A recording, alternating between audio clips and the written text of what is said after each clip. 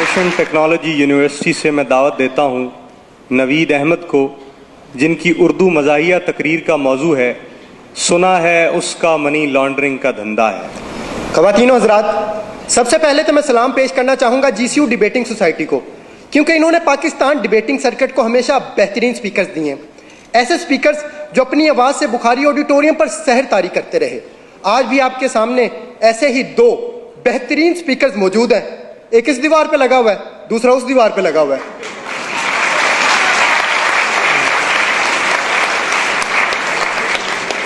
सदर आला वकार, पाकिस्तान में तो हर सियासतदान का मनी लॉन्ड्रिंग का धंधा है, इसलिए मेरी ख्वाहिश थी कि मैं सियासतदान बनूं ताकि इस मनी लॉन्ड्रिंग को खत्म कर सकूं।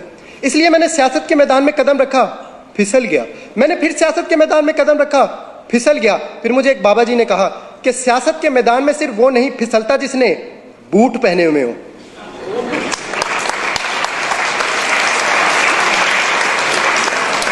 मैंने कहा बाबा जी मेरे पास तो बूट नहीं है, मैं क्या करूं? कहने लगे आपने घबराना नहीं है, तुम बूट पॉलिश कर लिया करो।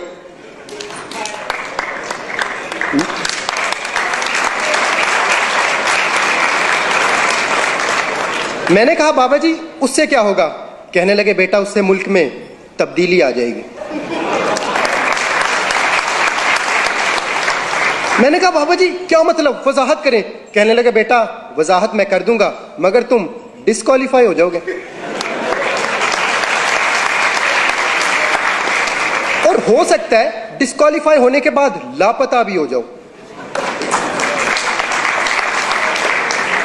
क्योंकि वो नंबर 1 है। सदर आला वकार, कुछ ऐसा ही हुआ। कुछ दिनों बाद मैं लापता हो गया और उन्होंने मुझ पर मनी लॉन्ड्रिंग का इल्जाम लगाकर जेल भेज दिया। जेल में मेरी मुलाकात एक निहायत शरीफ इंसान से हुई।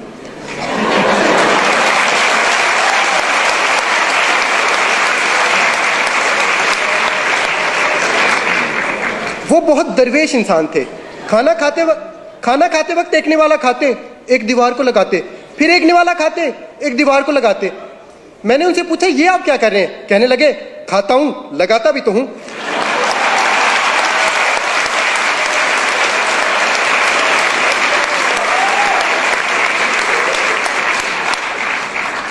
मैंने कहा बाबूजी सुना है आपका मनी लॉन्ड्रिंग का धंधा है, क्या आप इसी वजह से जेल में आए? कहने लगे नहीं बेटा, ये कहानी है 1990 की, जब मैं छुट्टियां गुजारने खलाई जहाज में बैठकर खला में चला गया। वहां पर मुझे एक खूबसूरत एलियन लड़की नजर आई। मुझे उससे मोहब्बत हो गई। उसकी खास बात यह थी कि वो हील के बजाय बूट पहना करती, और मैं पॉलिश किया करता। उसके पास गैबी ताकतें थी, वो बंदे गायब कर देती थी। वो बंदे ऐसे गायब करती थी जैसे GCU वालों ने कफील राना को गायब किया।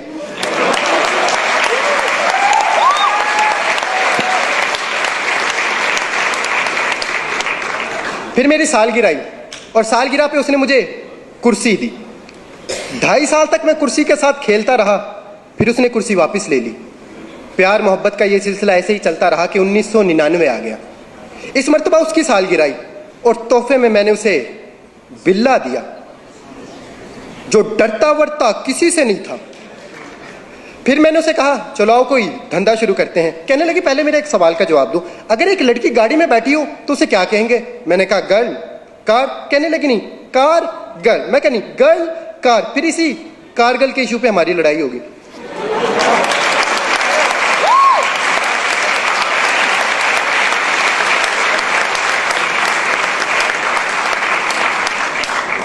लड़ाई इतनी शदीद हुई कि उसने मुझे घर से बाहर निकाल दिया। उस दिन मैंने ये पहली मर्तबा सोचा था कि मुझे क्यों निकाला।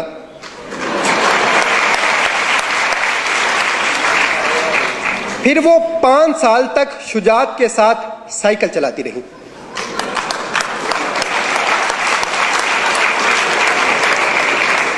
और रहमान का फजल तो उसके साथ था ही। और दूसरी तरफ मुझे एक अरबी शेख मिल गया जो मुझे अपने साथ अल्लाह की सरजमीन पर ले गया। फिर वहां जाके मुझे इस बात का अंदाजा हुआ कि शेखों की 2 इकसाम है और इनमें से सबसे अच्छी है मिल्क शेक। फिर वहां पर मैंने खजूर की रेडी लगाई जिस पर सुबह में शाम को मेरा बेटा बैठा करता, और खजूर के कारोबार में हमें दिन दुगनी और रात चुगनी चुगनी चुगनी तरक्की हुई। फिर मैंने मनी लॉन्ड्रिंग का धंधा भी शुरू कर दिया। खजूर का कारोबार इतना बढ़ा कि खजूर को जखीरा करने के लिए हमें लंदन में फ्लैट खरीदना पड़े। कतर का शहजादा तो खत लिखकर खजूर मंगाया करता। माइक्रोसॉफ्ट ने भी हमसे कई मुआहदे किए कैलिबरी में। फिर मैं सारा धंधा छोड़कर घर वापस आ गया, क्योंकि अब वो रहीम और मेरी तरह शरीफ हो चुकी थी। फिर मैं उसे मिलने गया और मैंने उसे कहा, थैंक यू रहीम शरीफ।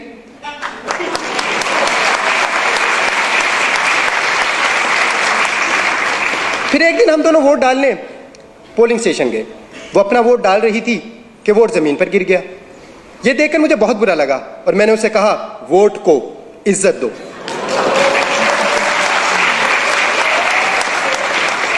इस बात पर उसे गुस्सा आ गया और उसने मुझे कमर तोड़ जवाब दिया। मैंने उसे कहा, फिर उसने मुझ पर मनी लॉन्ड्रिंग का इल्जाम लगा दिया और उसे मेरी मोहब्बत को ठुकरा कर किसी और के पास चली गई। मैंने कहा, बाबूजी आप उससे इतनी मोहब्बत करते थे, उसके लिए मनी लॉन्ड्रिंग छोड़ देते। कहने लगे, कैसे मनी लॉन्ड्रिंग छोड़ देता, फिर मेरे बच्चों का क्या बनता, क्योंकि उनकी लंदन में तो क्या पाकिस्तान में भी कोई जायदाद नहीं है। और अगर मैं मनी लॉन्ड्रिंग छोड़ देता तो रोटी कहां से खाता। मैंने कहा, देखें रोटी का वादा अल्लाह ने किया है और सालन आप लंगर खाने से ले लेते। फिर कहने लगे, मुझे छोड़ने की एक वजह यह भी थी कि मैं मोटा था और अब वो हैंडसम के पास गई थी। फिर मैं हैंडसम से मिलने बनी गाला मैरिज ब्यूरो गया, क्योंकि उनका शादियों का धंधा था।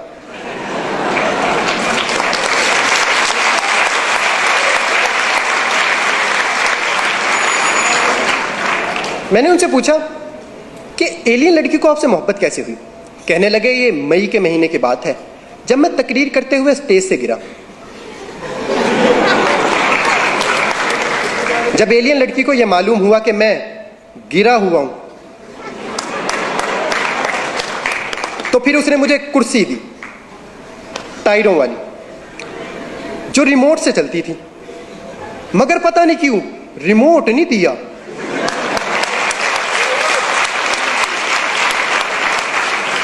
फिर वो 1 साल तक कुर्सी चलाती रही कि रिमोट की बैटरी खत्म हो गई।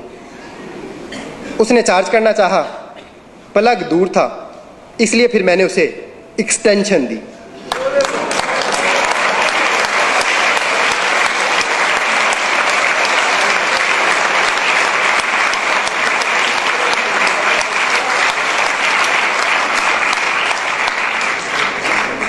तीन प्लगों वाली।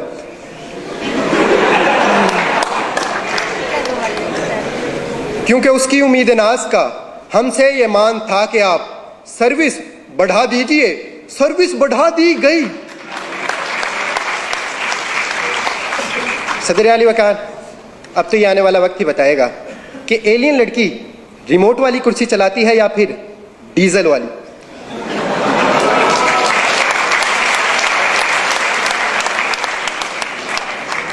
मगर मैं इस तमाम कहानी के बाद अब सियासतदान नहीं बनना चाहता, क्योंकि हमारे हुक्मरानी सियासतदानों की नहीं बल्कि एलियन लड़की की है।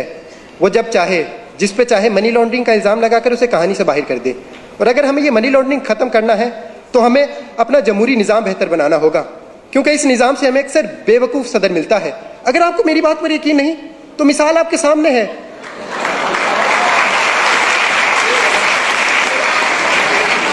अमरीकी सदर की। शुक्रिया। इस साल बेहतरीन उर्दू मुकर्रिर का एजाज़ हासिल किया IT यूनिवर्सिटी लाहौर से नवीद अहमद ने।